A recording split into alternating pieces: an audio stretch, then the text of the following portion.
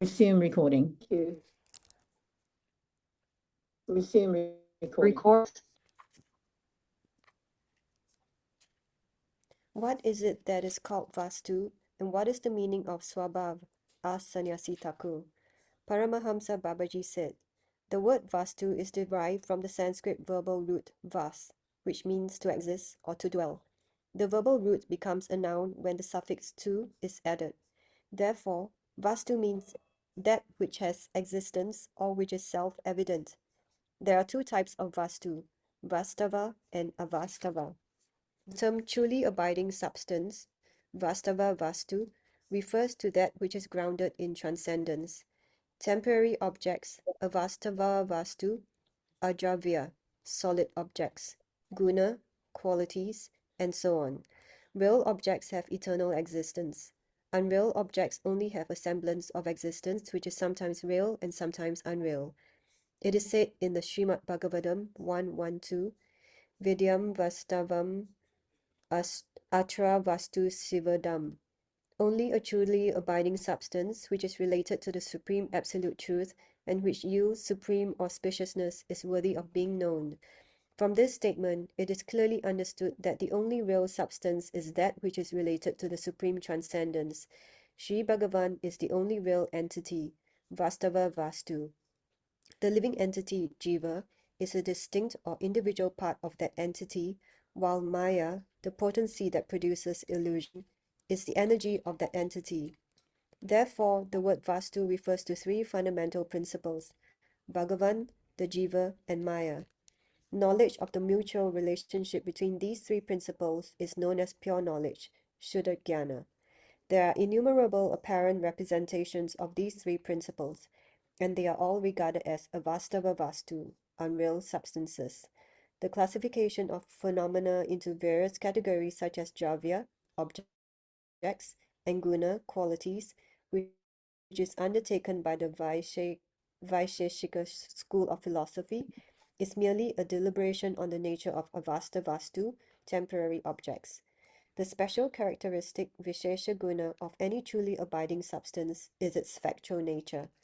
The jiva is a real entity, and his eternal characteristic quality is his true nature.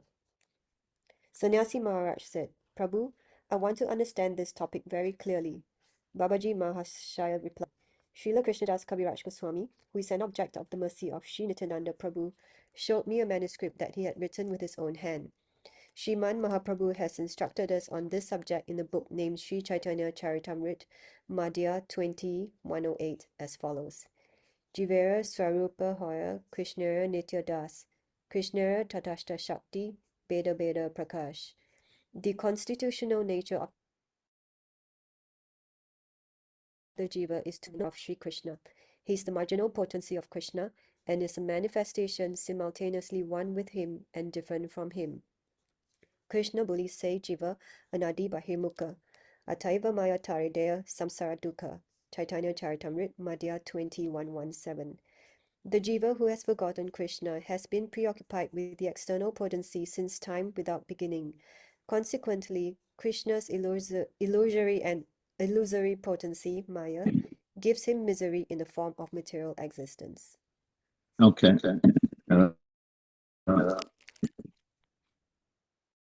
So this is one or two pages that we have read in the following this statement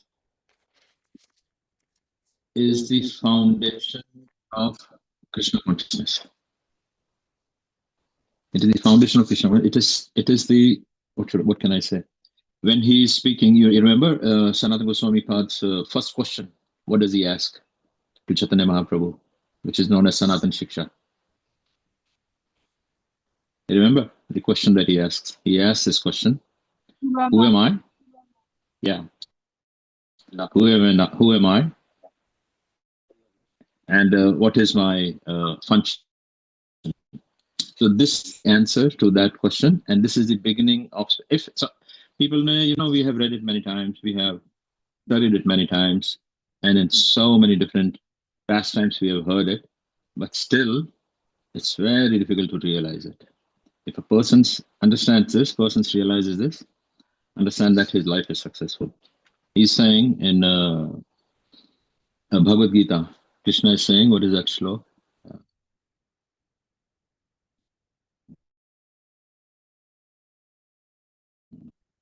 What is that shlok? It says, I'm forgetting the Sanskrit.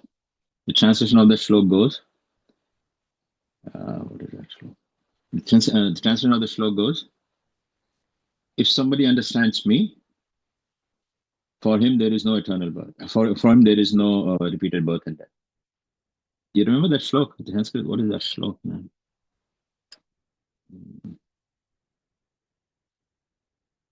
Anyway, if we come, I will speak. So now we know Krishna. Not we know Krishna. We know Krishna. We know He is Supreme Lord. We know that He is the all in all and we are His servants. We know all this. We know all this. Has our life repeated birth and deaths, have they finished? Have they finished? Our knowledge is theoretical. Our knowledge is theoretical. We still identify ourselves as the body that we are in. Yeah, when we see a cricket match or a football match, we immediately become very excited when our team, our country wins. When somebody speaks bad about your country, we immediately become disturbed. When somebody speaks bad about you, oh, he's not, or she's not, they're not good, he's not good looking, she's not good looking. No, he's not intelligent enough. He will not understand this. The moment somebody says this, we become disturbed. Why? Very simple reason, very, very simple reason, that we still identify ourselves with the body. The moment we come to realize this, that no, we are not this body, your entire thought process, your entire... Somebody approached Bhakti Rakshak Śrīman Mahāprabhu. It's a long time back. Somebody approached him, maybe around, 35 years back. Somebody approached him and he said that, oh, there is a forecast astrologically that there is going to be a world war soon, very soon. And maybe there will be nuclear bombs will be used and this entire world will finish. What did Śrīla Śrīman Mahāprabhu say? What did he reply? He replied, many times in the past, this planet has been annihilated. Many times in the past, we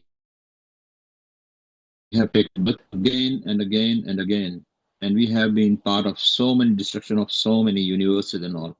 What does it matter if one universe finishes and we move on to another? This is the real knowledge that we fixed, established in your dharma, established in your true knowledge, And if without this knowledge, I think,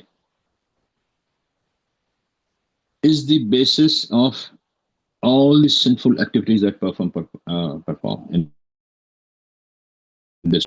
All the people that who commit sins or offenses or any sorts of abominable activities, it is due to the lack of this knowledge.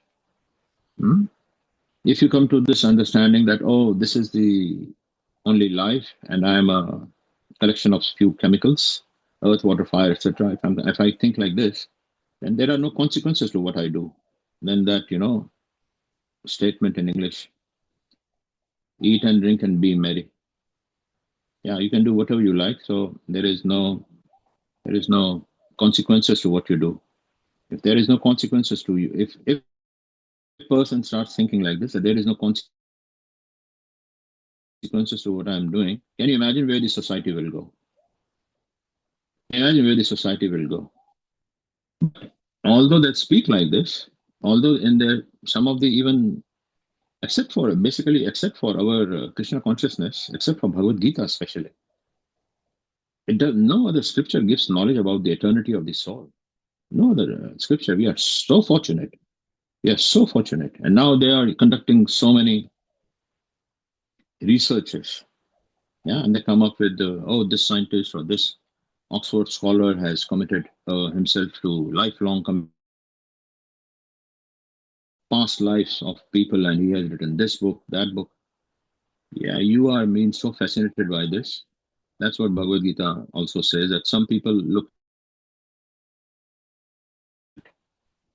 find it astonishing that we are eternal and we have reincarnation. We reincarnate, take birth again and again and again. Really he understands, or she really understands that no, we are eternal, and whatever I do in this life will be paid back in next life. Somebody really understands this. Do you think anybody can commit any sinful activities at all? I think if he is perfectly understands this, he will not be able to commit it. It becomes not only just knowledge, but he realizes it. The thing is that earlier we have heard the statement so many times that the king is the representative of God. What does it mean? King is the representative of God. Means whoever is ruling the country, his first duty is to make people understand, realize that who you are, what is your connection with Prem, and to work for that. Rest, everything is, secondary. Like, what is our position in the world today? Like us people, like me and other people all around the world, what is the person's position in the world today? I'll tell you a small story. There's a person who is sales representative to a company, and his company sends him to go to a new city where the product has not been launched, and the company tells him that go and find some place where we can find some clients and all for us, where we can start launching our product. So he goes to that city, and he goes to one hotel to stay. He hasn't made any booking. It's a long time back when there were no online bookings and all. So he goes to this town, and he goes to one hotel. He goes to that hotel and he looks around, and he's not very satisfied. And he said, "No, I will look for another hotel. I'm not happy." So he looked for another hotel, not happy with that hotel also. And then in the night, somehow he stayed in some room, and with this understanding that I have to change my room tomorrow, I'm not happy, I have to look for a better hotel. So he was sent for 2 days. So 2 days he spent looking for the hotel. And third day he came back. And then when he was asked for results, what did you do? He said, "Oh, I couldn't find a proper hotel to stay and I couldn't do any work." This is our condition. We have come here for a certain purpose. Srila Bhakti-Siddhanta Goswami Prabhupada has so many times he's insisted on this. He has emphasized this, that everybody in this world actually has bhajan so that he will be able to realize his relationship with the Supreme. And we get involved in so many other activities. We get involved in so many identities. We have so many titles with us: female, male, intelligent, not so intelligent, successful, beautiful, not successful in business, runs very fast. Oh, he's so intelligent, he's so successful, he can, so intuitive, so this, so that. Oh, he's an engineer. Oh, he's a doctor. And we are gloating over all these titles and all. Oh, he's a doctor. Oh, wow, we admire him. So Chaitanya Mahāprabhu, he says in Caotanya-caritāmṛta, do not admire, neither admire nor criticize anybody. What does he mean? What does he mean by this? That you don't discuss anybody. What he means is, do not discuss anybody's material qualities. Neither discuss their material disqualities. Whatever it is, just let it be.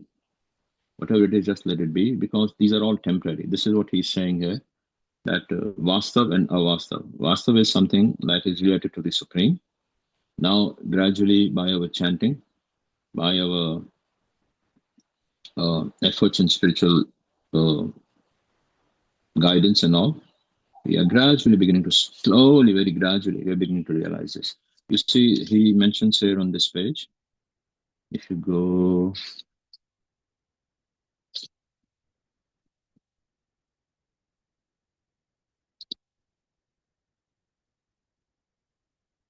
The oneness of Krishna and the Jivas lies in their spiritual nature. Means we are spiritual in nature, and so is Krishna. That is the oneness. That is the, we say, no, bhedābheda. Bhedābheda means, non-different means that because we are spiritual. He is also spiritual, we are also spiritual. We are not this body. So that's the oneness. The oneness of Krishna and the Jiva lie in a spiritual nature, Śrī-Dharma, but they're undoubtedly different as well. Different because, just like everybody knows this example of a drop of the ocean and the drop. That he is Vibhu and we are Anu. He is the supreme and we are just atomic. That is the example. Although spiritual, but still we are a small, minuscule atomic particle of that whole. But they are undoubtedly different as well, because their natures are complete and incomplete respectively. Krishna is the eternal Lord of the Jivas, and the Jiva are Krishna's eternal servants. This word also is a little, sometimes I would say, off-putting. For some people I have noticed, off-putting. People, because when our experience we can only think as far as our experiences go. We cannot think beyond our experiences.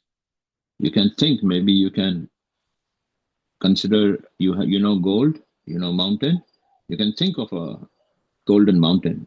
That's also limited within our experiences. So similarly, because we have experiences of a servant means somebody who is serving, and the person who is being served is exploited. But a person who's serving is exploited, and the person who is served, he's sort of in a comfortable position where he's sort of using the other people. This is what it means, servant. But in Gopal Champu in the beginning, very beautiful place there.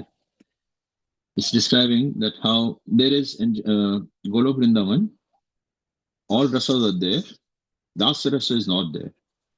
Dasarasa is not existing as Dasarasa is existing in Vaikuntha. This is the true association with the Supreme. It's, in Gopal Champu in the beginning, it is described that how when Krishna sits down to eat, Mother Yashoda is bringing food stuff, and everybody is invited. They have a picnic every day, in the sort of a picnic lunch, breakfast.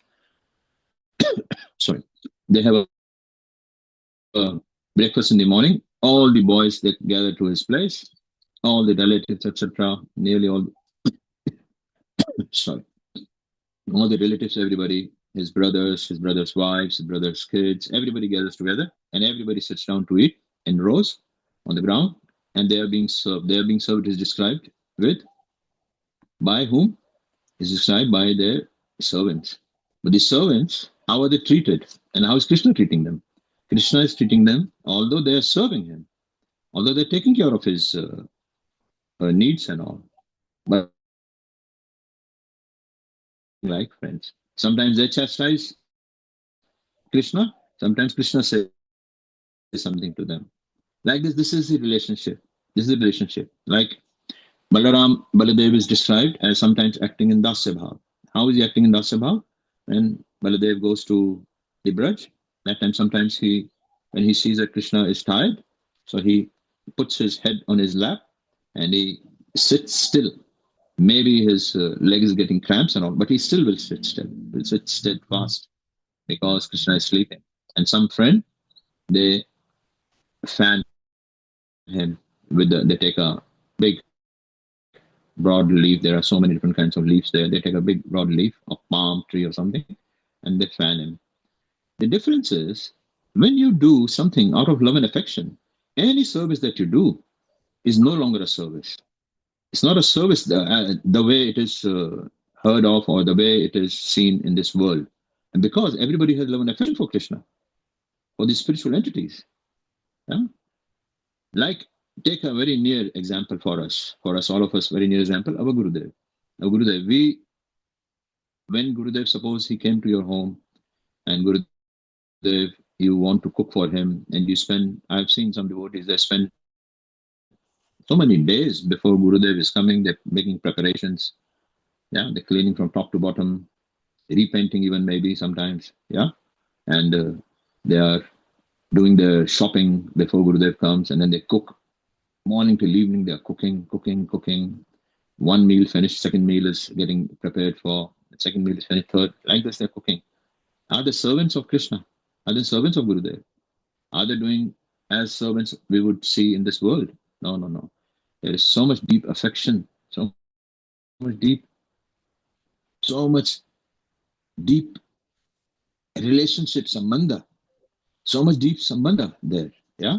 And because of this, and similarly, when we say servants of Krishna, understand that the servants of Krishna, there is no other word in the vocabulary of our language and all to describe that, but this word servant, when it is used in spiritual realm, it is full of so much sweetness and so much emotions. Radharani, who's working harder than Radharani? Serving Krishna. And does she feel that, oh, why I'm doing this? What is this? No. She is doing it, you know, you will see that whenever you will have, why do we become tired in our seva? Why will we become tired? You feel tired when you do not have a relationship with that person. When your relationship is not deep enough. When you have a relationship deep enough with the person, you do not feel tired. You do not think about this. If you have a small son or a daughter and he comes back from, you are all day, you have been working and you are very tired. But if your son comes back or your daughter comes back and he says one word, that, oh, he's feeling, I'm feeling sick, I'm not feeling well. What goes on in your mind? What do? Do you think that, oh, I'm so tired, I cannot help him, cannot help her? Immediately forget your tiredness. Immediately. This is material example. In spiritual world, there is no such tiredness. It is described that how when Chaitanya Mahāprabhu touches somebody, all his wounds are gone. We have so many examples in Caotanya-caritāmṛta, in other scripture, their wounds go away, their pain goes away. So when by little touch, somebody's pains, everything go away, by associating with him, by day and night work serving him, what tiredness will you feel? Yeah? And because we have relationship with the Lord, with Gurudev, that love and affection gives us strength. That love and affection will give us strength. You know, Paramahansa Prabhu, if you know Paramahansa Prabhu in Vrindavan, yeah, he was speaking. Gurudev has, like we were discussing last time also, that with my instructions comes the strength to follow my instructions. What does this mean? What does this mean? These are such deep words actually. Paramahansa Prabhu, he was saying that when he came to the first time in the temple, he was saying the first time, and then he said after Mangalarati, chanting, and after chanting, then sitting in the class. He's saying, because so I was sort of dozing off. He said Madhav Maharaj used to be there, he used to put chilies in my eyes sometimes. Yeah? And he said that I was finding it so difficult in the beginning. All the time I felt I'm sleepy. All the time I felt so tired. He said, but gradually, he said, as time passed by, gradually I gained strength and I became like everybody else. I became like everybody else. Why? You will not know your own strength, how far you can go, how far this body can be pushed, till you will not try it. Gurudev has said so many times, what do you have to do with this body? He's saying, from this body, extract as much harinam and devotional activities as you can from this. This is making the best result of a bad bargain. Yeah, this is a material body full of so many faults, so many everythings and all. But the Gurudev says, try to extract as much spiritual activities, as much harinam from this material body as much as you can. That should be our aim. That is what we should try for. When we behave like this, gradually you will see in the beginning, maybe you will feel tired, maybe you will, like some people, you know, that's a very classical example. Gurudev has told us to chant a certain number of rounds. And many of us, the moment we hear this number of rounds, automatically, subconsciously, we have rejected it. I cannot chant these many rounds. Try it. What Gurudev is saying, try to follow. You will see the strength will come. Everything will arrange around it. All life will be arranged around it. Everything will be arranged. You will get the strength. You will get everything. Who is stopping us from committing deeper into spiritual activities? Nobody. We ourselves. I'm telling not to you, I'm telling this to myself. If myself telling audibly for you to hear. It helps you. Very nice. But I'm telling you, this instruction is first for myself, then for anybody else. Nobody is stopping me. It is only me who is stopping. You remember Haridas Thakur? He's sending 3 lakhs every day, and what does he say when Chaitanya Mahaprabhu says, reduce your numbers, you are old and you are sick? He says, no. It is, my body is fit, my mind is wicked. Remember this. Our mind takes us to so many things. Oh, this. One devotee used to joke that the moment you start chanting Gayatri, the moment you start chanting your Gayatri mantras, that time the mind starts throwing some flashes from your past or from that day that, oh, you did not do this, oh, you did not do that, oh, this is that, oh, that. What to do that time? What to do that? And that time, asana. Asana means stay in the position. And that time, when we sit down to chant, our Gayatri or our rounds, or at least for some time every day, this is totally for Krishna, not for my body, not for my relatives, anybody who's related to this body, my husband, my wife, my son, my daughter, my boss, my this, my that. For this much time, I will totally devote it to you, whatever happens. Even if earthquake will come, we will still wait. We will still wait to finish our rounds. If you will have this sort of steadfastness, you will see the kind of heights you will climb. You will see the kinds of experiences that you will have. And you will see the kind of strength you will get. You'll be surprised at your own strength. Why we are not able to commit? We don't know our own strengths because we have not really tried to probe deeper into the limitations of our strength. Now coming back to here, he's saying,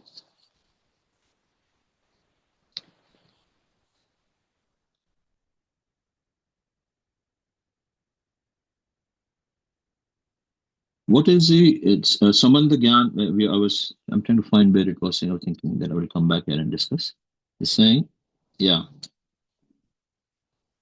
Therefore, the word vastu refers to 3 fundamental principles, Bhagavān, the Jiva, and the Māyā.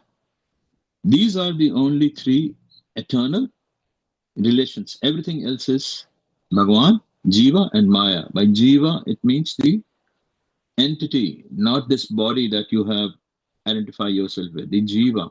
The Jiva has a relationship with Krishna. Jiva has a relationship with Māyā. Māyā has a relationship with Jiva. Māyā has a relationship with Bhagavān. Bhagavān has a relationship with Jiva. Bhagavān has a relationship with Māyā as well. And it is the relationship, Jiva doesn't have the same relationship with Māyā that the Māyā has a relationship with Jiva. Bhagavān doesn't have the same relationship with Jiva as Jiva has a relationship with Bhagavān. Jiva doesn't have the same relationship with Māyā as Māyā has a relationship with Bhagavān. You understand? Means, I will give you one example, then you will understand. We have a relationship with Jiva as a subordinate, and Bhagavān has a relationship with us as the supreme. So our relationship with Bhagavān is not the same as Bhagavān has a relationship with us. Similarly, what we have with Māyā is not the same relationship that Māyā has with us, and like this other also. Yeah. So, and this is the basis, the foundation of Sambandha Gyan. If you understand, this is all the scriptures that are telling you. They only speak about these matters, about Bhagavān, Jiva, and Māyā.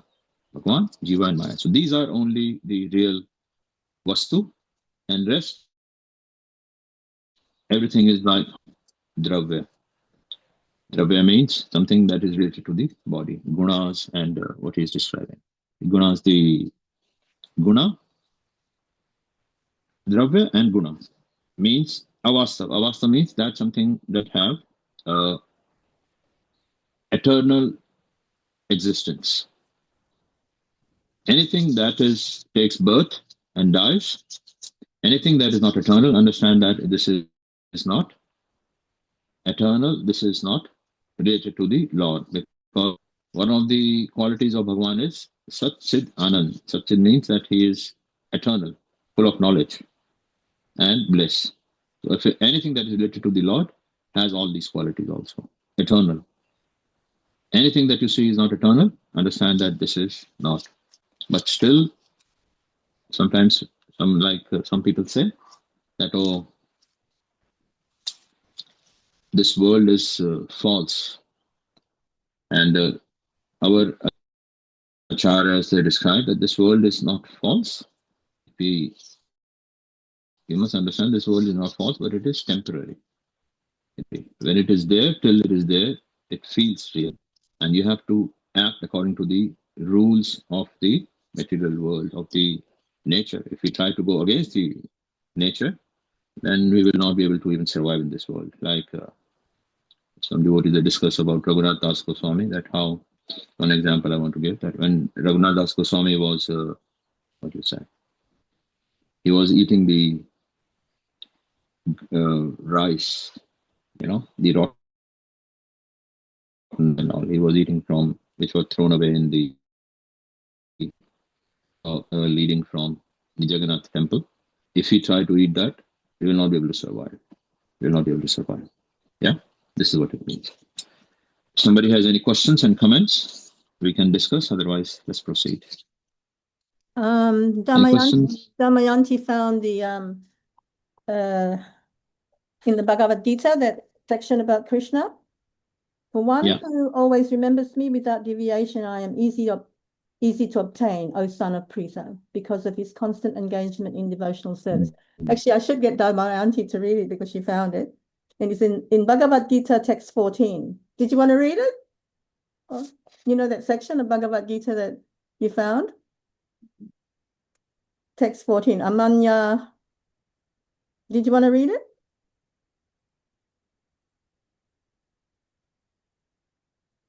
Oh, you're not unmuted. We can't hear you. We can't hear you. Sorry. Okay. Ananya cheta satatam yomam smarati nityasa tasyaham sulabha parta nitya yuktasya yogina.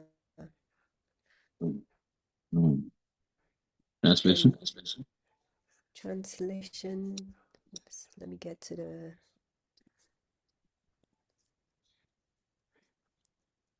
The translation is quite long. The purport is quite long. No, read the translation. Read the translation. For one who always remembers me without deviation, I am easy to obtain, O son of Pritha, because of his constant engagement in devotional service. And then text 15. Should I read text 15 as well? Yeah, read it. What is it? Mam upetya puna janma dukhalayam asasvatam nap nuvanti mahatmana sam siddhim paramam gata. After attaining me, the great souls who are yogis in devotion never return to this temporary world, which is full of miseries, because they have attained the highest perfection. And now this slok reminds me of another slok. Mam upetya tu konteya abrahma bhuvana loka punar avritino arjuna mam upetya konta punar janmana vidyate. Abrahma, from the abode of the Brahma to the lowest of the planets, all are temporary abodes. Everybody takes repeated births and deaths in this material planets. But one who surrenders to me, one who surrenders to me, he does not take birth again. Yeah, that is the next verse 16. Oh yeah. Like that. These are many such slokas where, if we understand the eternity of the Lord, if we understand the transcendence of the Lord, then our cycle of birth and death is finished. That's why we read about the Lord again and again. We hear about him again and again till it becomes a part of our life, of our understanding, of our vision. So who wants to read anybody else has any question or comment? Otherwise, we can proceed to the keep going next. because we want to finish this chapter. Yeah. Okay, so Madhya, do you want to read or did you want to continue? No, I'll read. It's okay. So we're from Kṛṣṇa. Yeah, sure. Kṛṣṇa is the complete transcendental substance, chit vastu. He is often compared to the sun of the spiritual realm, and the jivas are compared to the sun's atomic particles of light. Jivas are innumerable. When it is said that they are individual parts of Kṛṣṇa, it does not mean that they are like the pieces of stone that form a mountain. Although innumerable, jiva portions emanate from Śrī Kṛṣṇa. He is not diminished by this in the slightest. For this reason, the Vedas have compared the jivas in one respect to the sparks emanating from a fire. In reality, no adequate comparison can be made. No comparison, whether to sparks of a blazing fire, atomic particles within the rays of the sun, or gold produced from the powerful mystic jewels, is completely appropriate. The true nature of the jiva is easily revealed in the heart, but only when the mundane conception of these comparisons is given up. Kṛṣṇa is infinite spiritual substance, brihat chit vastu, whereas the jivas are infinitesimal spiritual substance, anuchit vastu. The oneness of Kṛṣṇa and the jivas lie in their spiritual nature, chid dharma, but they are undoubtedly different as well because their natures are complete and incomplete respectively. Kṛṣṇa, the eternal Lord of the jivas, and the jivas are Kṛṣṇa's eternal servants. This Kṛṣṇa is attractive and the jivas are attracted. Kṛṣṇa is the supreme ruler and the jivas are ruled. Kṛṣṇa is served. Kṛṣṇa is the complete whole and the jivas are poor and insignificant. Kṛṣṇa is the possessor of all potency.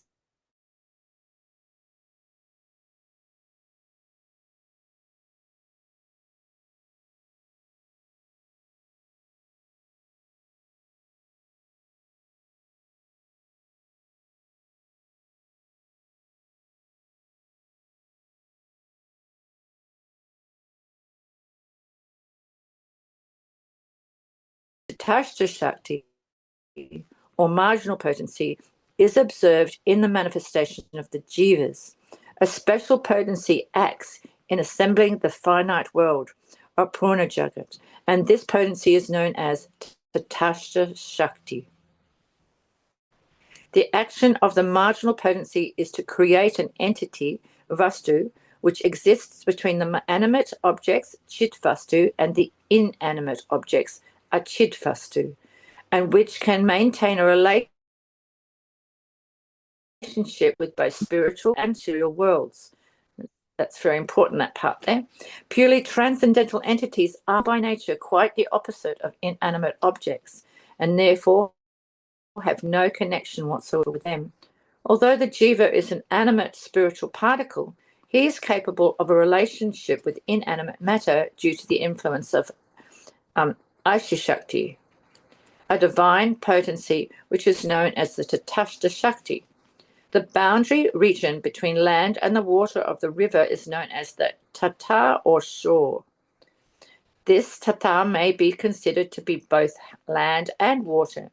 In other words, it is situated in both.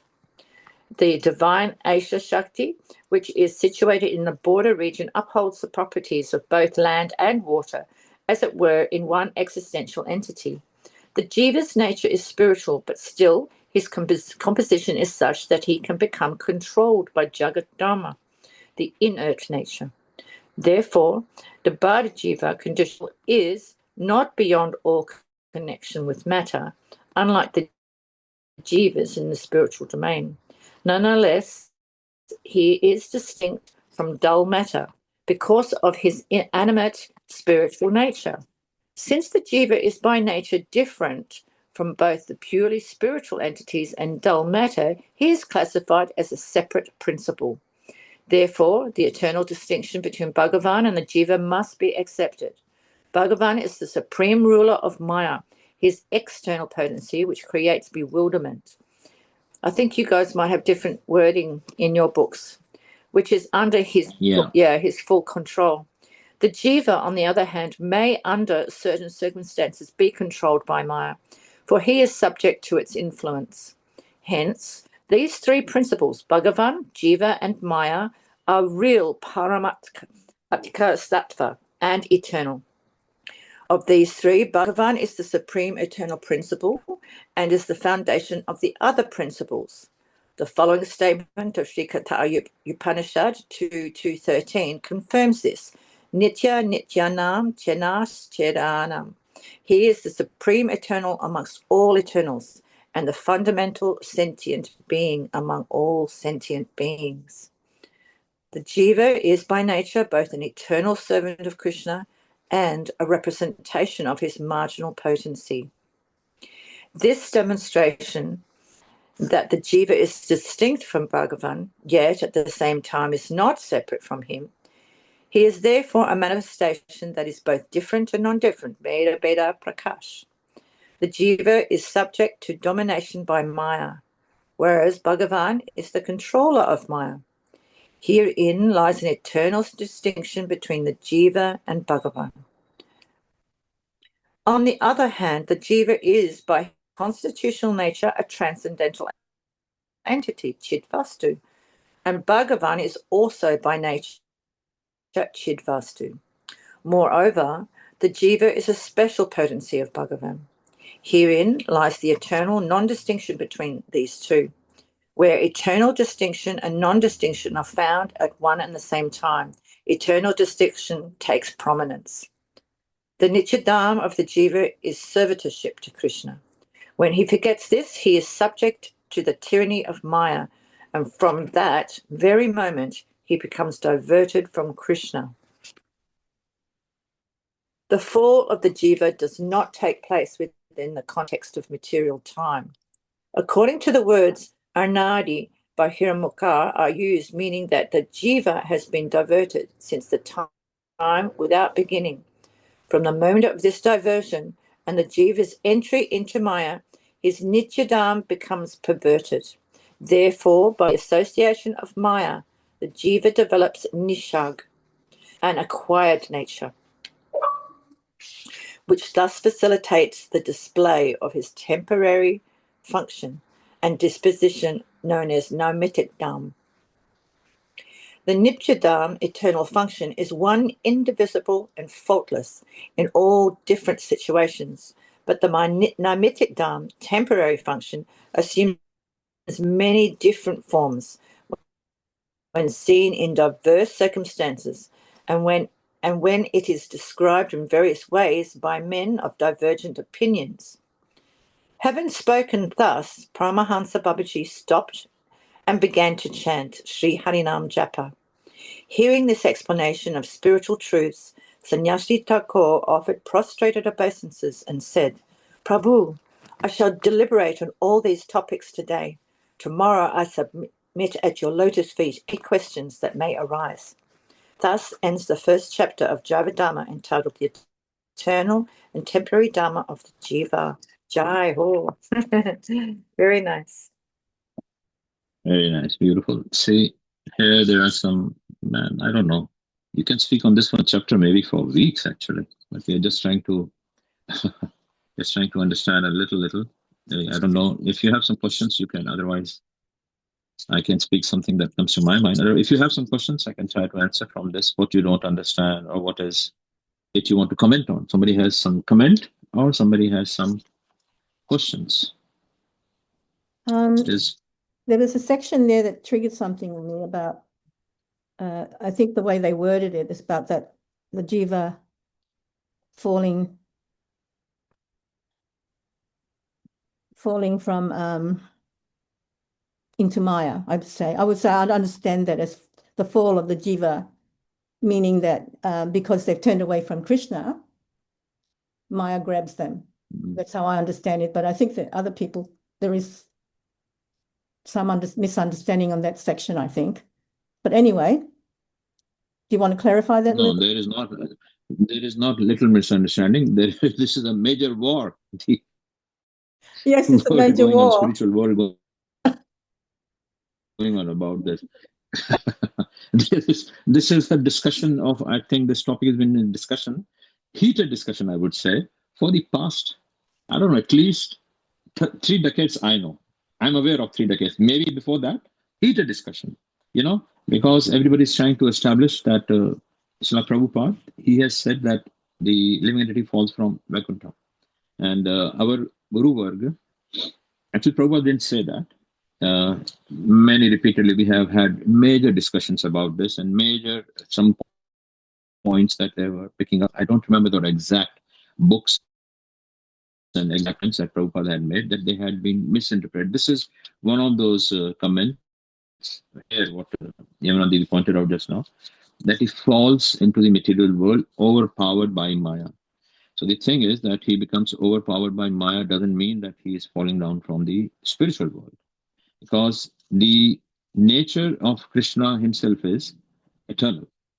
And eternal means it doesn't change, and there is no birth and death for Krishna. If he has no birth and death, and those who are his associates have no birth and death, then how can they be, and they are full of knowledge. If they are full of knowledge, how can they be covered by ignorance? How can they be covered by ignorance? So this is what he is clarifying in Jaiva Dharma, that there is a creation of such a energy, potency, which is fit to live both in the spiritual world and in the material world. Why in the spiritual world? Because actually this living entity is spiritual. That's why the living entity is fit to live in the spiritual world. And why is it able to be overpowered by Maya? When the living entity forgets that he is eternal, he becomes overpowered by Maya. This is what Gurudev said, that Gurudev used to give this one example. He said, how can one forget? He said, many things he spoke about this. How can one forget? He said, in the beginning, you don't forget. In the beginning, you are maybe close to the, higher understandings of your spirituality. But gradually, he said, slowly, because of desires. And those desires, they deviate you from proper knowledge. Where it is very subtle, very gradual, and you don't even understand. Yeah, I will give you an example. In this material world, it is so visible that suppose very nice devotees, one girl young and one boy young, both of them very handsome, very pretty. The girl is very pretty, the boy is very handsome, and they are going to Mangalarati every day. They are very sincere. They're chanting their rounds very sincerely, everything. Then gradually they become attracted to each other. Gradually they become friends, and gradually they get married. They become wife and husband. Gradually because they are married now, they have a child, because they have a child, and gradually they have to take care of the child, they have to build a home. Then to build a home, they have to work, they have to earn money, and because they have to earn money, so gradually they have to associate with people who are not devotional, and because they are not devotional, that is why gradually, also you start adopting. Earlier when you were living in the temple 24/7, then you were 24/7, you were involved in thoughts, in your activities, spiritual activities. But now you take on some material activities as well, because you're married and your home is needs some money, you have a home, you buy a home, have a car, etc.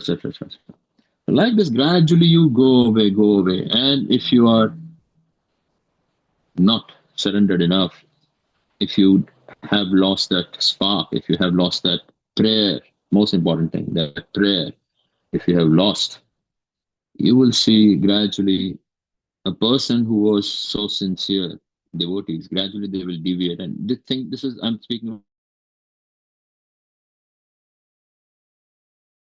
this. You totally forget that when you were in the temple, you totally were so absorbed, and you're shining bright.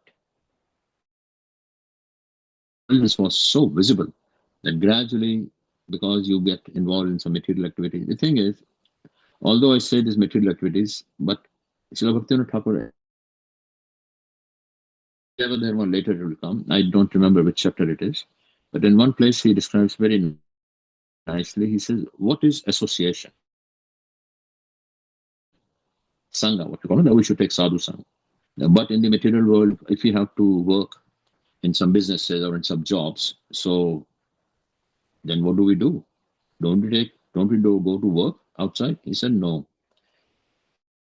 The Sangha association does not mean to associate physically.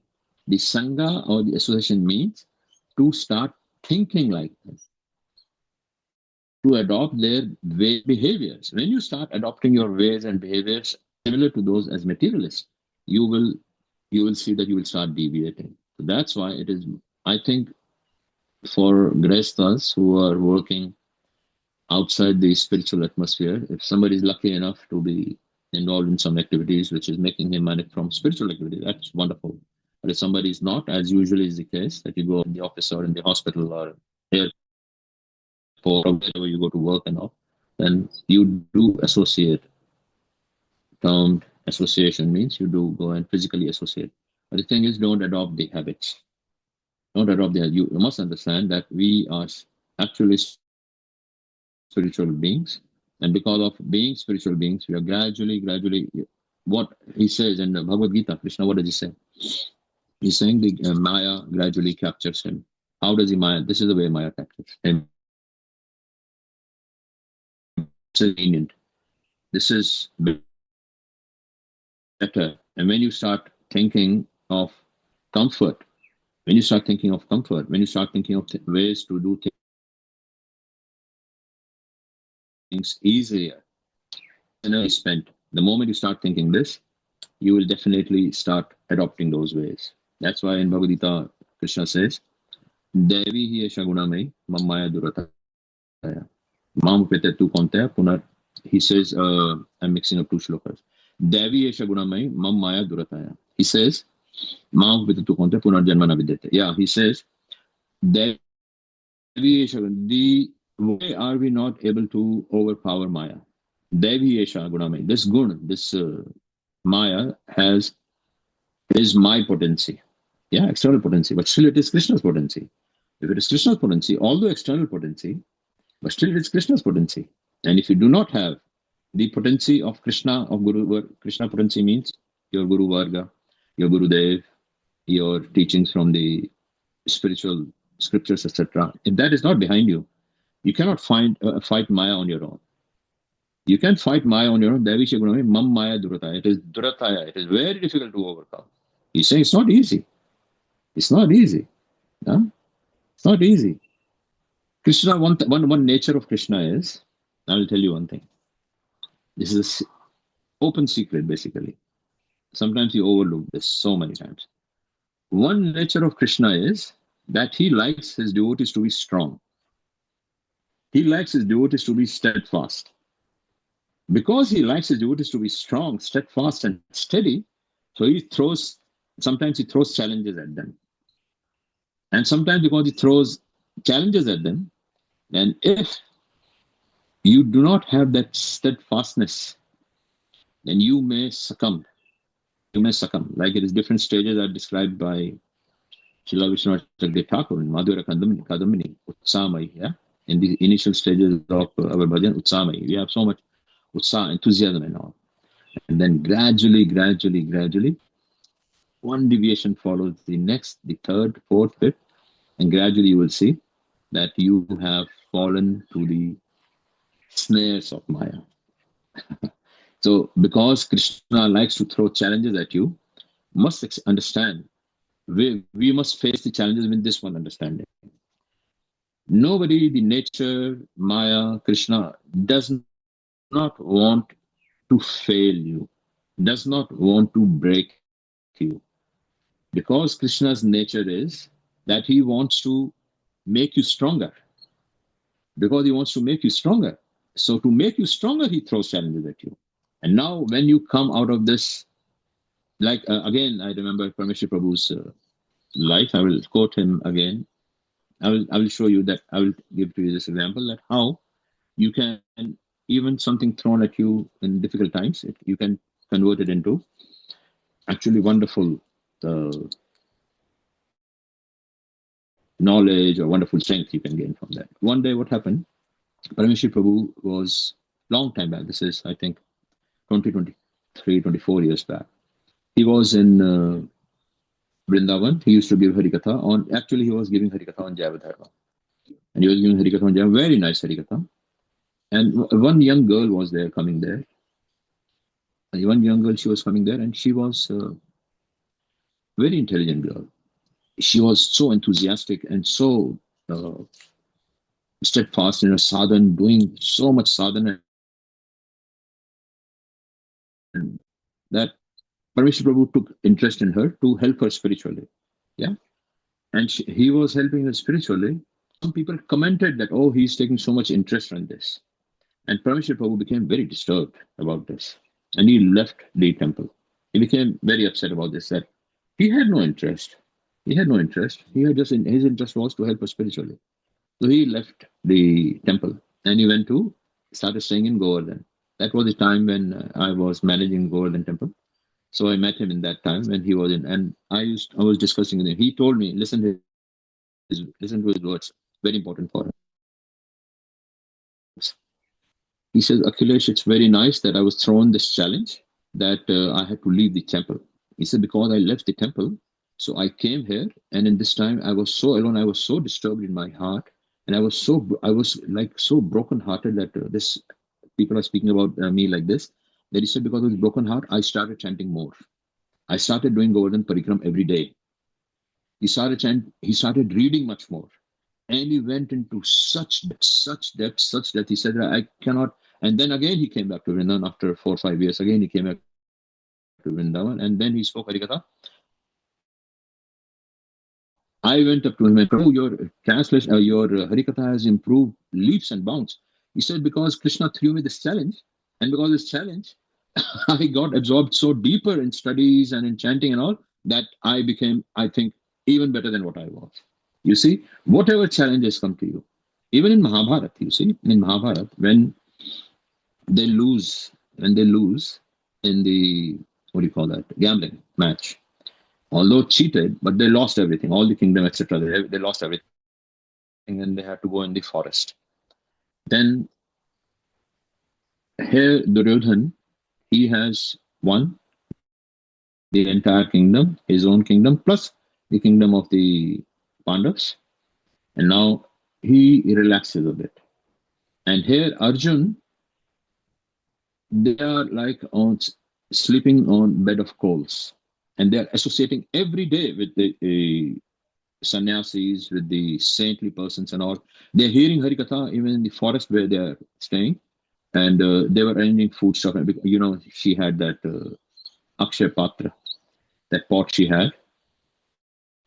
If you don't know about this pot, you can discuss with each other, you will understand. She had an Akshay Patra from which, till Draupadi did not eat, she would, how many people would come, she would serve, it would not empty.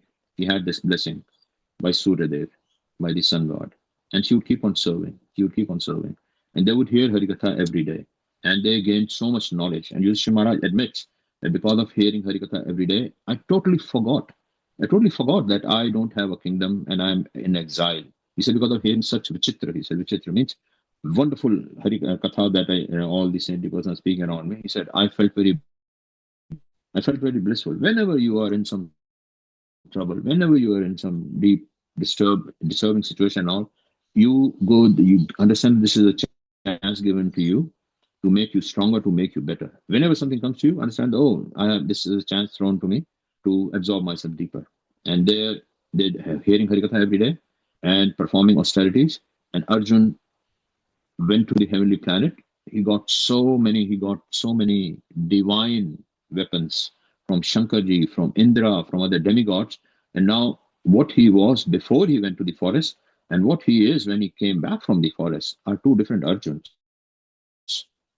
Two different Arjuns. So every time that we are thrown in a situation, difficult situation, materially speaking, we must understand that actually Krishna wants us to become stronger. Yeah?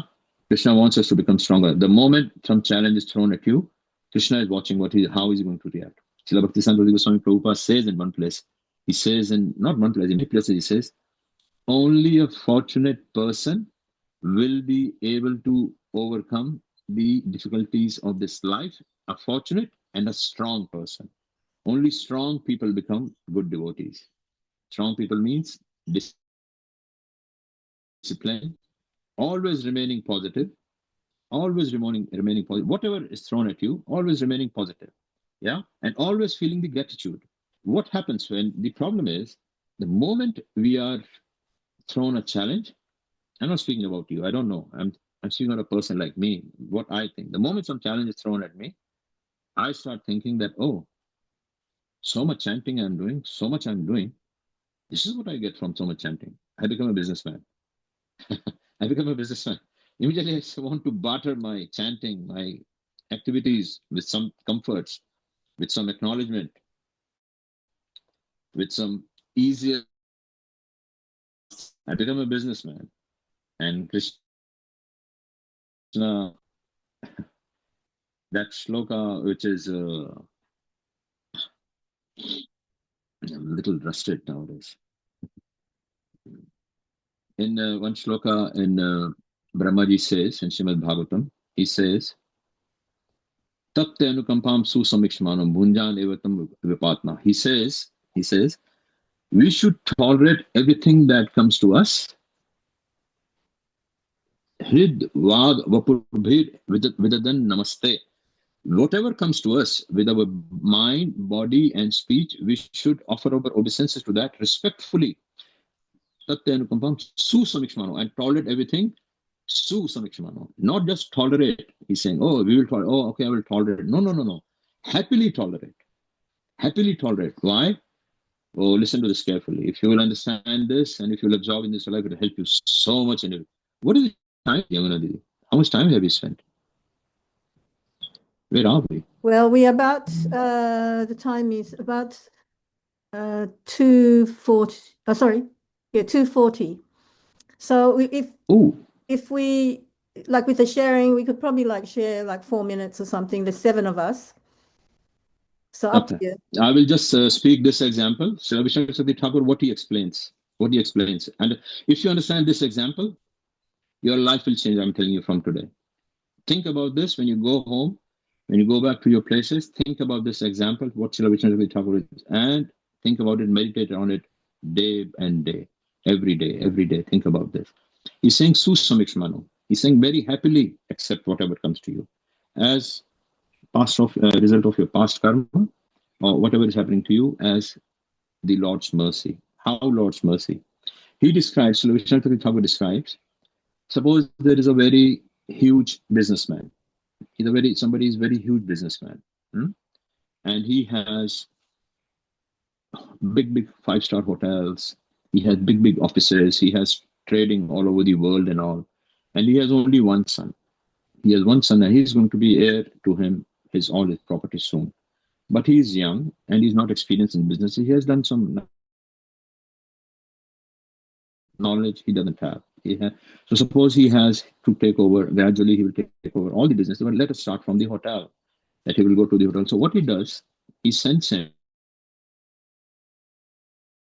And there he learns how to operate the machine to wash all the utensils, all the spoons, etc., cutlery, etc. Yeah, and then he learns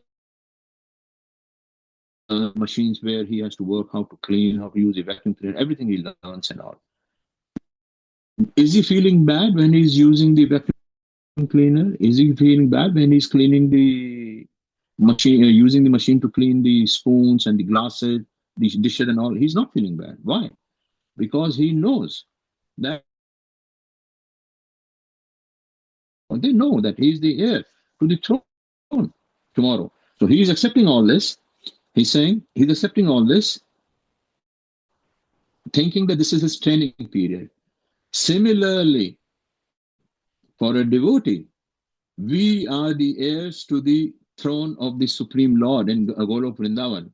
We are the heirs we have to reach there. So whatever is happening to us is our training period. This is our training period. And this training, whatever we go through this, is preparing us to one day become the heir to whatever Krishna has to give to us. Okay? Think about this. There are many things we can speak about this some other day. As time will come, we will discuss this more. Now, and go Premanande, I think we should discuss whatever little short. Last time we had this homework. This week's homework is, it is very, next week it is starting of Jhulan Yatra. Jhulan Yatra starts with Srila Rupa Goswami Pad's festival. So this week's homework is that we will absorb in Srila Rupa Goswami Pad and his teachings. And next week we will, little something we might discuss about Srila Rupa Goswami Pad, because it is Jhulan Yatra, the beginning of festival seasons, shall I say. And it is Rupa Goswami's disappearance, I think. Rupa Goswami Pad's disappearance also. And he is such a prominent acharya. So I think with this week we should meditate on Rupa Goswami's teachings, his life, and his books, etc., scriptures, etc. So this last week, the question was that we meditated on the Sannyasi Thakur and what he was feeling when he reached Paramahamsa Babaji, and what he was, I told you to chant. And does anybody want to share anything that they experienced, that they felt? Anybody wants? So I was thinking, Chandrika, did you didn't want to go further than hour and a half, so maybe you wanted to share first, and then you can leave as soon as you want to. Yeah, Chandrika, I also have to leave soon. Yeah, so we can keep too. discussing. I can always stay for the hour and a half. No problem. As I didn't want to stay for, I think 2 hours would have been too long for me, but the hour and a half is fine. 2 hours. 2 hours is very long. So, and basically the sharings I wanted to sort of share, I would probably rather, sort of share offline. So so somebody else can have 5 minutes, if that's okay. Thank you, though, the opportunity. Yeah.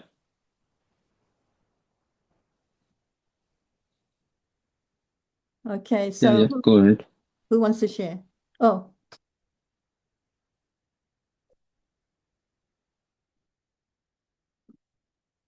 I think Chandrika Didi wanted to share. No, I'll share offline if that's okay. Because it's Okay, that's all right. it's going live. Sure.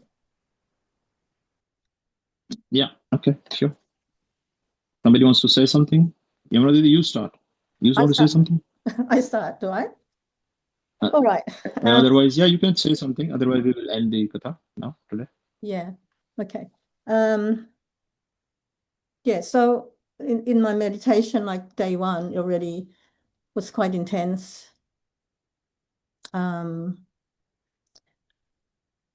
Because I was kind of feeling like this Sannyas Thakur, he was so fast, the way he kind of, his experience was so fast, like from the beginning of Jaiva Dharma to that, and we were just in chapter 1 and he was already there. It was like, anyway, so he went through a whole process, like it was a Paramahamsa, so therefore it's like so his destination was like Brahma, he was a Mayavadi, but he totally, so he came to so he already had gyan, so he already had like strong faith, like if we follow the steps, he already had strong faith in Kṛṣṇa because he had all the gyan. So he came, but when he saw this Vaishnavas rolling in the dust, in ecstatic moods, he felt like this strong desire in his heart, because his heart was, through all that gyan, he went through topmost like knowledge. He was not experiencing this kind of like sattvic bhavs that the Vaishnavas were experiencing. So when he saw one of the Vaishnavas rolling on the ground, this strong desire in his heart said, "I want that." And then he went, looking for a Vaishnava, and then he came to his to the Vaishnava, his Gurudev, who initiated him into so that's like, and then he started his bhajan with the Vaishnava. So what is it, Babaji? Anyway, Paramahamsa no, his name was, he was Babaji, wasn't he? Paramahamsa Was it Paramahamsa Sannyasi Thakur is the other person who came to him was Sannyasi Thakur. Yeah. Sannyasi Thakur, and then Paramahamsa Babaji. So these are the two characters. Apparently they're real characters. So anyway, so when in my meditation, like he was just sitting, I was astounded. He was just sitting in front of his Paramahamsa Babaji, his Gurudev, chanting and totally absorbed in witnessing his Gurudev going in through like sattvic baths. And so it's not necessarily like when I read like Madhurya Kadambini, it was like it's a long, long journey, you know. So he was like, he'd already kind of like anatta nivrittis, he'd already got rid of all of his anattas because he totally surrendered his body to his Gurudev. And then he served him, and then he listened to the Harikatha and asked questions, you know. So he had a lot of questions because he was quite learned. So we're very fortunate because those questions are now, you know, so we can actually access those questions and answers through the book. But anyway, while he was kind of like sitting there, he somehow, I discussed with Akhilesh Prabhu, is that he somehow, because he had mamata, he had this strong attachment to his Gurudev. His Gurudev was able to kind of like, it was like through kind of like transmission, spiritual esoteric transmission, he was able to go into that spiritual world and witness his Gurudev in, I would say, in his this basically this pastime. What this is? I want to say something. I want to add here something that I didn't mean that you have to share your whatever you want to feel. That I just wanted you to feel it. You know, more for your own self. I didn't mean that you have to share it. If you don't want to share it, nobody, it's okay. What I'm trying to say is that what happened here was that, like Gurudev used to describe, that Mayavad way of life is very dry. It is so dry that even when you reach the highest of achievements that can be achieved in Mayavad, still it begins from where our activities, spiritual activities begin.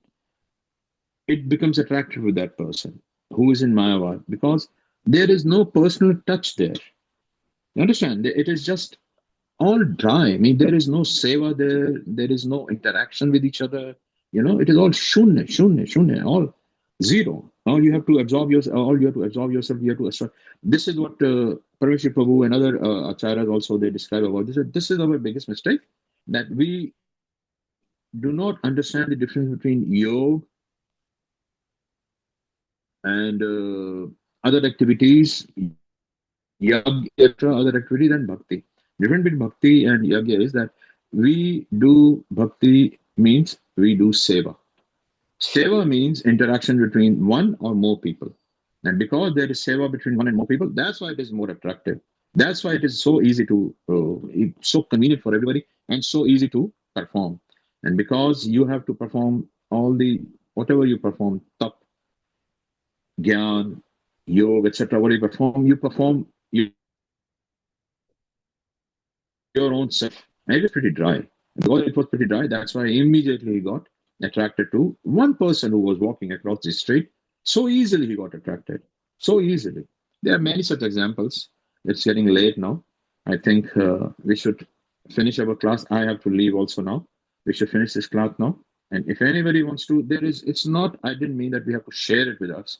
Each other. You just realize this for yourself. It is more for yourself that you get absorbed in the way how he is sitting there in the beautiful kunja and is watching his Gurudev. I want that you should sit with Gurudev one day. Some devotee approached Gurudev and she said that I'm having difficulty chanting and I don't know how to absorb myself in chanting. He said, next time when you chant, Gurudev said, put my photograph in front of you and look at my photograph and start thinking that I am with you and chant like that. And she said next time that, oh, I had such wonderful results. So this is what I mean, that you want to absorb yourself in association of Gurudev. Whenever you chant, go to Gurudev, be with Gurudev and think about Gurudev while you're chanting. You will see that your chanting will improve by leaps and bounds. This is the meaning of this pastime. That's all. Anything else? Anybody wants to say anything or question? I think everybody is okay. So I think we should finish the class here now today, Jamuna Didi. It's getting very late. Yeah, I think, okay. Yeah. It's almost time up anyway. It's like almost an hour and a Yeah, half. if anybody But wants 10 to minutes. say anything is okay. Yeah. If anybody wants to add any question, anybody wants to add some comment, anybody wants to say something, most welcome.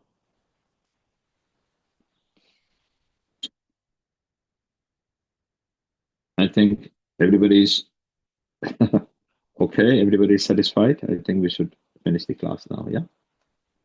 I also am in a little hurry. I have to go now. I also have some things to do. So did you want us to talk about for next week's homework? Because it's Rupa Goswami's. So we need to talk about something about. I don't know. This is no. This is Jaiva Dharma class. So let's keep it Jaiva Dharma class. I'm giving homework like to be absorbed in Rupa Goswami, because this is Rupa Goswami's week. In this time, in Vrindavan, when we used to be there, we used to, man, you have no idea. We used to hear so many Harikathas within 3 days, 4 days. We used to hear so much Harikatha about Rupa Goswami, you cannot imagine. At least some of that, we can do that within this week. Try to absorb yourself in this week. Like, it's like something to do, and it is Rupa Goswami's week. So it is better. We will not be able to discuss Rupa Goswami. If somebody wants to add something, comment something, that's okay. But otherwise, it is Jaiva Dharma class. This is. Otherwise, it will become like something else. It will not be Jaiva Dharma class. That's what I feel. I don't know how you feel, but that's what I feel. Let it be Jaiva Dharma class. Yeah. This is just for,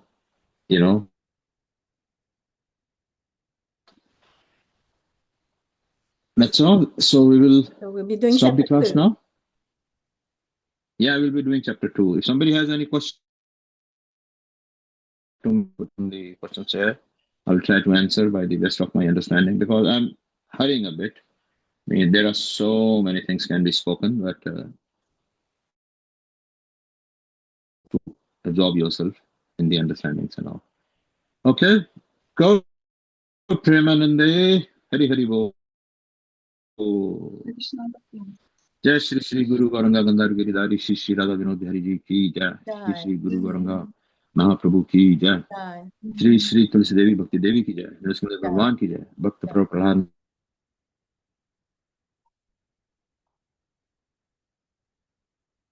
Maharaj Ki Jai. All the devotees.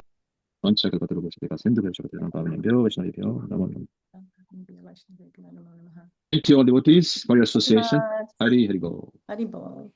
Dandavat. Dandavat. Hari Bo. Hari Bo.